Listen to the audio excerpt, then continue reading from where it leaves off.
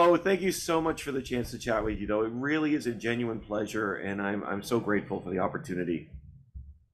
Um, the film is wonderful. The film is Thank, wonderful. thank you. Uh, and I guess the first thing I want to ask is too, what was it like working with Anton? Because I know Anton has such a unique vision of his own, and as an artist yourself, what that process was like to bring the film to life.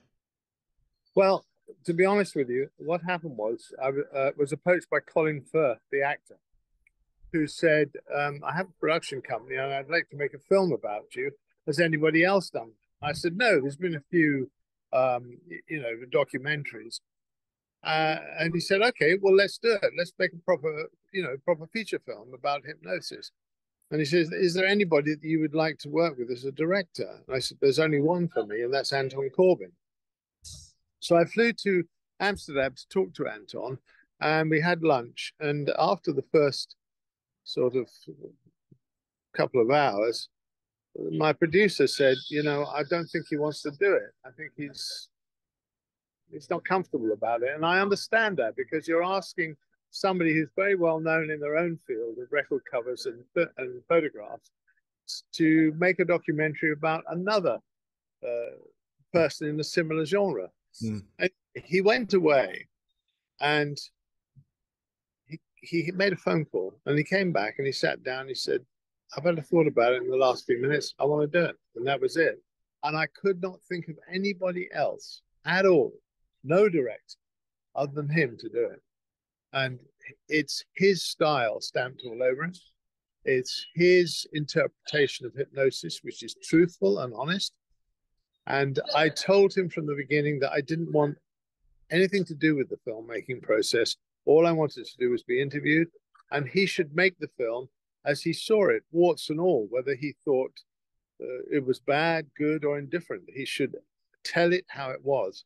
And I have to say, the result is remarkably accurate and very kind to the legacy of hypnosis.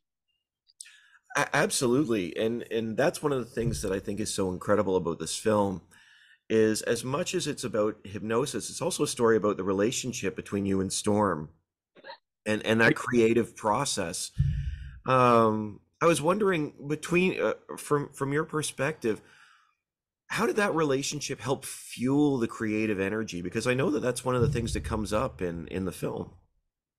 Well, the thing is that we both had separate roles in hypnosis, really, which overlapped. And it was partly through circumstance, because Storm was divorced and was left to look after a young child. So there was no way that he could go away and ferment his ideas and turn them into a solid picture. Whereas was free.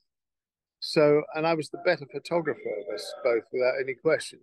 So I would take his ideas and interpret them in my own way. And this worked to our advantage tremendously, because we'd often meet late at night during the week and thrash out ideas. And then we'd manage to sell them to somebody, to some rock band. And then I'd go off and do the picture. And then the fun and games would start, because when I came back, as a photographer, I was always concerned about the composition, about the time of day, about how it looked, the color, or black and white, or whatever it should be. Where Storm was never interested in that. He was only interested in the idea. As far as he was concerned, many of hypnosis ideas could be shot in his kitchen sink. But I was the one that had the style. And that was essential, really, to give these pictures the grace that they have. I mean, if you look at The Man on Fire, For Wish You Were Here, I went to Hollywood, I actually set a man on fire. And without doing that, if we'd done that in somewhere in London, it just wouldn't have looked the same. You had to have the sort of atmosphere of the place. You had to have the intensity and emotional attachment to the picture, which is what makes it look good, what makes it look dangerous.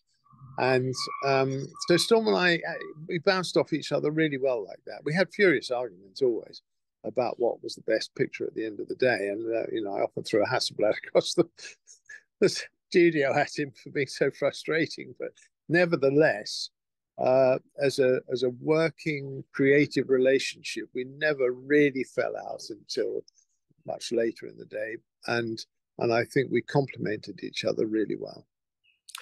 It seems that way. Just, getting a sense of it from the footage and from your story, and just from the film itself.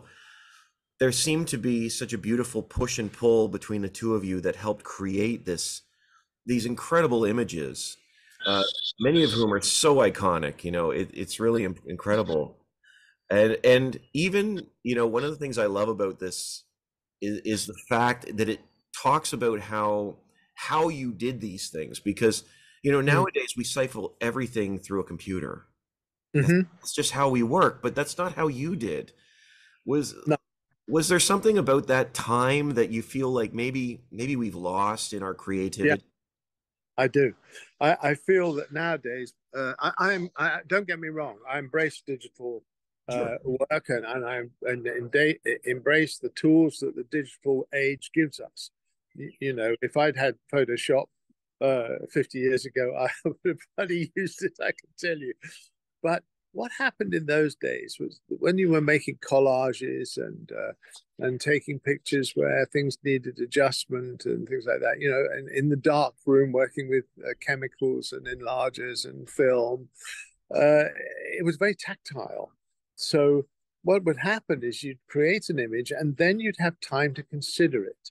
So often with hypnosis work, we might do 5 or 6 variations of a color, all the same subject, but different angles, different collages, different color tones, whatever. And we'd study them for, maybe a week, coming in, looking at them every day. Which one's the best? What works the best? What do we feel about that? The problem is nowadays you don't have time to think like that. You don't have the luxury of time. And when somebody asks me to do something now, I'm still the creative director of Pink Floyd, and they say, "Oh, we need an album cover. We need it quickly. We need it by next week." I have to resort to every means possible to get it done.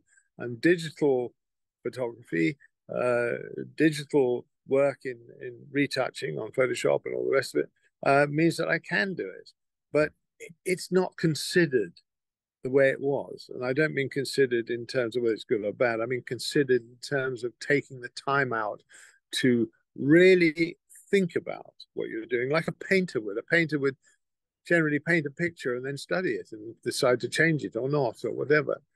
There's no time now. And that in those days was a luxury that we had and afforded us to get the best out of our pictures. Yeah, I hear what you're saying. That's phenomenal, and so true. I guess what I'd love to hear from you then is what defines great art to you, because you've created these incredible things. You put in the time. How do you know that you found something great, or what is great to you? I don't think it's for me to say what is great art in terms of hypnosis work. Hmm. But what I will say is I think when I designed the Pink Floyd exhibition, Their Mortal Remains, for the Victorian Albert Museum in London, which was the biggest exhibition they've ever had and had an attendance of 415,000 people and consisted of a huge amount of hypnosis work that was done for Pink Floyd. It was the first time that a serious museum said, "You guys deserve to be here," which after 40 odd years, to be recognized rather than just a picture on a piece of card, an album cover, a throwaway thing, was was joy to my ears. It really was. I was over the moon about that. And since then, I've had endless exhibitions in museums, and this film and books that have been written recently have taken the medium seriously. It's no longer pop art in terms of pop music. It's now considered that the work that we did in the 1970s was culturally significant Hmm. and actually changed the look of many things, advertising for one, good or bad, but and has stood the test of time. I mean, you've only got to look at things like the imagery we did for Dark Side of the Moon, that symbol, that prism symbol. I mean, you walk down the street, you'll see it on every other kid's T-shirt. You'll see it on the sneakers. You know, young people like that image, you know, and that, which is 50 years old this year, is incredibly flattering. I'm very flattered that that still is still going strong. And I think most of the album covers that you see in the film and the things that Anton has decided to show have stood the test of time. They're interesting pictures. They haven't gone away, and people still respect them and are in attendance with them. Absolutely. Like you're absolutely right. You know, the Dark Side of the Moon, especially, I mean, that I see that often. People just wearing it. And sometimes I wonder, I'm like, do you know what the album is? But the image is so iconic. I know we're running out of time, but just before we go, carry on. I just wanted to ask you one more thing is, I mean, we've seen these creative images, these, like you said, many of them are so iconic now. Is it a challenge for the artist like yourself? Because I think it's sort of addressed in the film as well. Once you create an image and release it, the meaning of it and its connection to culture sort of changes based on the viewer. I was just wondering, from an artist's perspective, is that difficult? Because you have your intent, you have your meaning, and then, you know, somebody comes along and slaps it on a T-shirt and sees it a different way. I don't have a problem with the commercialization of images that we did at all. It's a bit like Citroen calling a car Picasso. You know, they paid the Picasso Foundation a large sum of money to call their car by that name. I don't have an issue with it at all. What I do have an issue with is when people change the intent. And an example of this would be Houses of the Holy, where there are naked children running up the rocks, the Giant's Causeway in Northern Ireland, and people criticize it today as being, you know, not politically correct. I do understand that. I keep pace with modern times too. But at the time it was done in all innocence. The parents were there, my wife was there, everything, you know, and it was taken from an image from Arthur C. Clarke's Childhood's End, which at the end of the book, all the children of the earth go up in a huge fiery ball to escape the overlords who are going to take over the earth. So, you know, there's a logic to it. There's a cerebral thought behind it. It's not just a kind of fun picture that's just about naked children. It's not. And what I also find deeply offensive is that I can walk into any museum in any city in the world and see Renaissance paintings between 1550 to about 1690. The Rape of the Saved by Women by Rubens is a perfect example, where, you know, genitalia of women, men, children, everything is highly defined in a very photographic fashion, painted like that. And nobody complains about that. And yet sometimes I get criticized that House of the Holy perhaps was too much for today's taste. Well, it wasn't intended like that. And I am greatly resentful about it.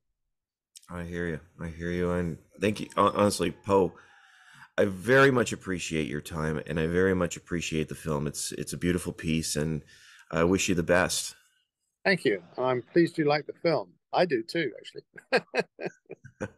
It is. It's great. It's great. And I'm grateful. Thank you. Thank you very much. Thank you for having me. Bye. Great. Have a great day. And you. Thanks. Bye-bye.